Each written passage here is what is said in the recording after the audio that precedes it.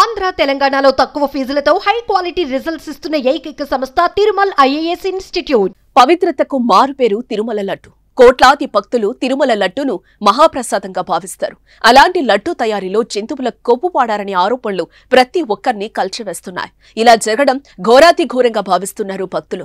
ఇక జనసేన అధినేత పవన్ కళ్యాణ్ అయితే ఆధ్యాత్మిక పరంగా కీలక నిర్ణయమే తీసుకున్నారు. తిరుమలలో మహాపాపం జరిగిందని ఏడుకొండలవాడ క్షమించు అంటూ ప్రాయశ్చిత్త దీక్ష చేపట్టారు. గుంటూరు జిల్లా నంబూరు వెంకటేశ్వర స్వామి ఆలయంలో ప్రత్యేక పూజలు చేసి దీక్షను ప్రారంభించారు. పవన్ కళ్యాణ్ కు ఆలయ అర్చకులు దీక్షా కంకణం కట్టారు. మొత్తం 11 రోజుల పాటు పవన్ ఈ దీక్ష కొనసాగనుంది. దీక్ష అనంతరం ఆయన తిరుమలకు వెళ్లి శ్రీవారిని దర్శించుకోనున్నారు.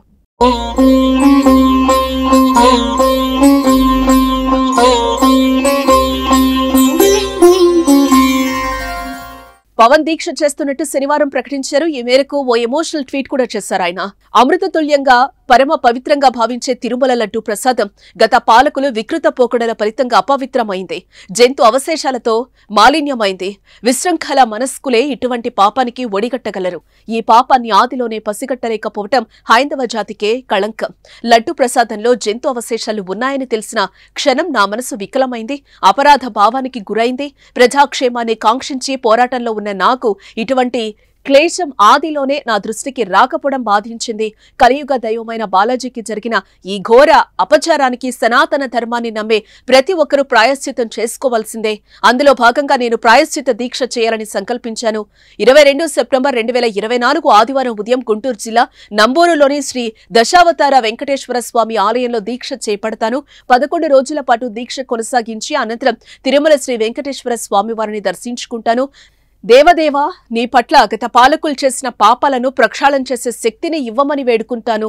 భగవంతుడిపై విశ్వాసం, పాపభీతి లేనివారే ఇటువంటి అకృత్యాలకు ఒడిగడతారు. నా బాధ ఏంటంటే తిరుమల తిరుపతి దేవస్థానం అనే వ్యవస్థలో భాగమైన బోర్డు సభ్యులు, ఉద్యోగులు సైతం అక్కడి తప్పిదాలను కనిపెట్టలేకపోవటం, కనిపెట్టినా నోరు మెదపకపోవటం. నాటి రాక్షస పాలకులకు భయపడి మిన్నకుండిపోయారా అనిపిస్తోంది. వైకుంఠ ధామంగా భావించే తిరుమల పవిత్రతకు, వేదాచారాలకు, ధార్మిక విధులకు కళంకం తెచ్చే విధంగా పెడపోకడలకు పాల్పడిన గత పాలకుల తీరు హిందూ ధర్మాన్ని పాటించే ప్రతి ఒక్కరిని బాధించింది. ఇక లడ్డూ ప్రసాదం తయారీలో జంతు అవశేషాలు ఉన్న నెయ్యిని వినియోగించారనే విషయం తీవ్ర క్షోభకు గురిచేసింది. ధర్మాన్ని పునరుద్ధరించుకునే దిశగా అడుగులు వేసే తరుణం ఆసన్నమైందని పవన్ తెలిపారు.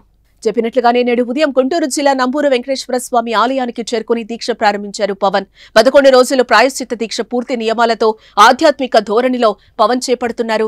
గతంలో కూడా పవన్ వారాహి అమ్మవారి దీక్షనైతే చేపట్టారు. అటు సీఎం చంద్రబాబు ఈ వ్యవహారంపై ఫుల్ ఫోకస్ పెట్టారు. లడ్డూ ప్రసాదంపై ప్రక్షాళన మొదలుపెట్టారు.